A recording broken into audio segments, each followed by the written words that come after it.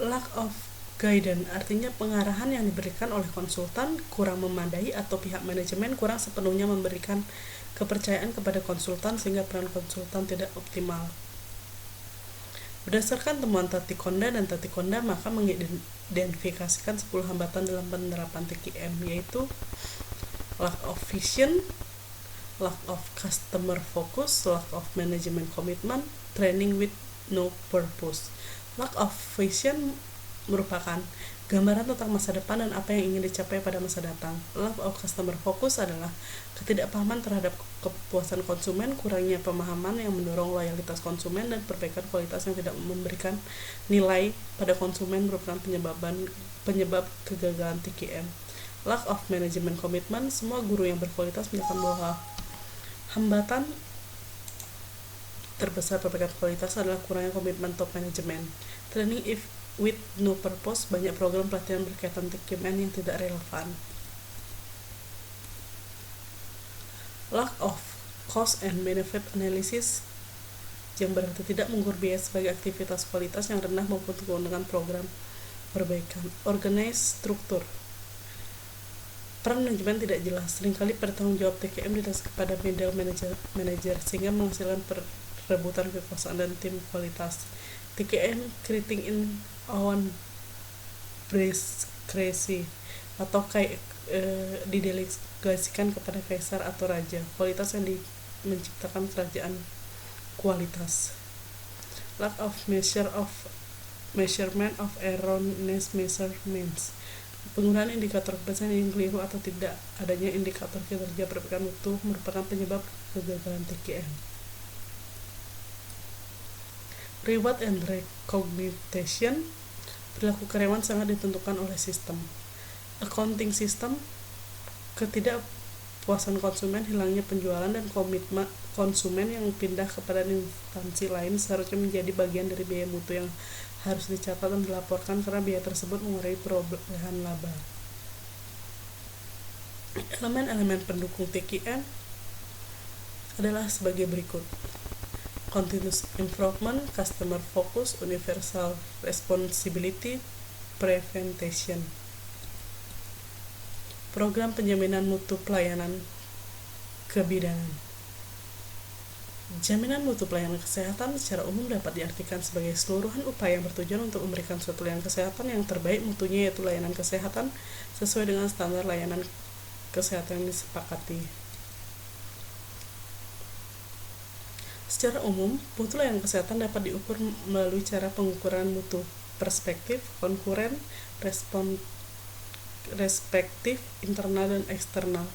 Program menjaga mutu perspektif adalah pengukuran terhadap mutu layanan kesehatan yang dilakukan sebelum layanan kesehatan diselenggarakan. Sumber daya tertentu agar dapat menghasilkan layanan kesehatan yang bermutu seperti standarisasi, lisensi, sertifikasi, dan akreditasi. Program menjaga mutu perspektif berdasarkan standarisasi, lisensi, sertifikasi. Sertifikasi adalah langkah selanjutnya dari perizinan. Pengakuan sebagai bidan adalah contoh sertifikasi. Akreditasi adalah pengakuan bahwa suatu instansi layanan kesehatan seperti rumah sakit telah memenuhi beberapa standar layanan kesehatan tertentu. Indonesia telah melakukan akreditasi rumah sakit melalui Departemen Kesehatan. Program menjaga mutu konkuren. Pengukuran mutu konkuren adalah pengukuran terhadap mutu layanan kesehatan yang dilakukan selama layanan kesehatan dilaksanakan atau diselenggarakan.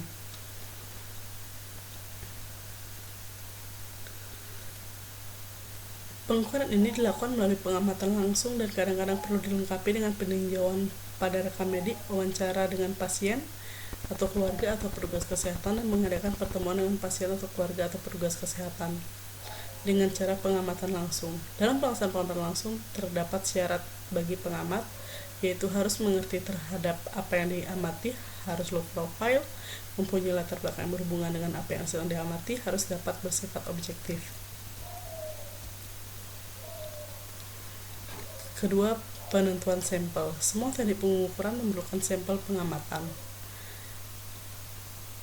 Berikut hal yang harus diperhatikan. Pertama, sampel yang pilih harus bebas bias sehingga sampel sama atau hampir sama dengan populasinya.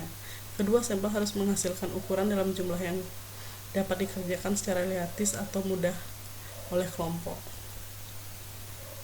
Program menjaga mutu retrospektif. Program menjaga mutu retrospektif adalah penjaminan mutu yang diselenggarakan setelah pelayanan kesehatan. Contoh program menjaga mutu retrospektif adalah record review, tissue review, survei klien, dan lain-lain.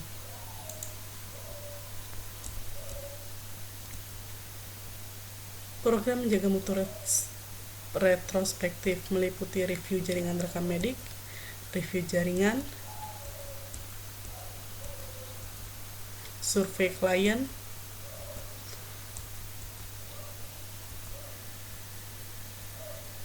program menjaga mutu. Menjelaskan program menjaga mutu eksternal atau external quality assurance adalah suatu organisasi yang bertanggung jawab menyelenggarakan program menjaga mutu dibentuk pada di luar organisasi yang menyelenggarakan pelayanan kesehatan.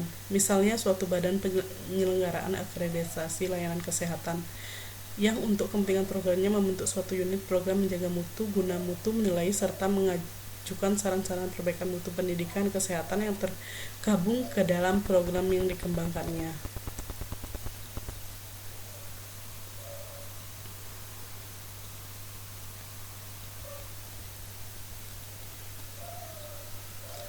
Menjelaskan program menjaga mutu internal.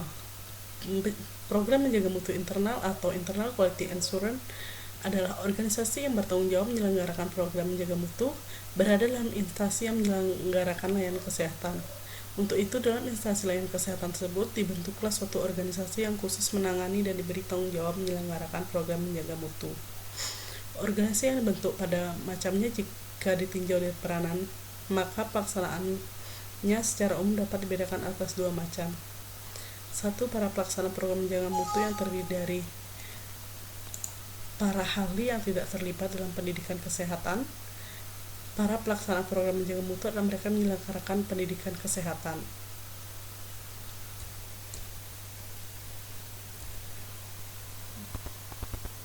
Dari penjelasan saya yang di atas, maka dengan ini saya merangkum materi tentang total quality management. Penjamin mutu pelayanan kesehatan adalah upaya sistematis dan berkesinambungan dalam memantau dan mengukur mutu serta melakukan peningkatan mutu yang diperlukan agar mutu layanan kesehatan senantiasa sesuai dengan standar layanan kesehatan yang disepakati. Jaminan mutu layanan kesehatan ini mencakup semua kegiatan yang bertujuan untuk meningkatkan mutu. Contoh istilah tersebut meliputi total quality management atau manajemen mutu terpadu, continuous quality improvement atau peningkatan mutu berkesinambungan, quality management atau manajemen mutu. Secara umum, mutu layanan kesehatan dapat diukur melalui yang pertama, pengukuran mutu perspektif yaitu standarisasi, lisensi, sertifikasi, dan akreditasi. Kedua, pengukuran mutu konkuren yaitu pengamatan langsung dan penentuan sampel. Ketiga, pengukuran mutu retrospektif yaitu review jaringan rekam medik, review jaringan, dan survei klien. Keempat, pengukuran mutu internal yaitu expert group dan team based. Pengukuran mutu eksternal yaitu badan penyelenggara akreditasi penyelenggaraan layanan kesehatan. Sekian presentasi dari saya tentang total quality management. Atas perhatiannya saya ucapkan banyak terima kasih.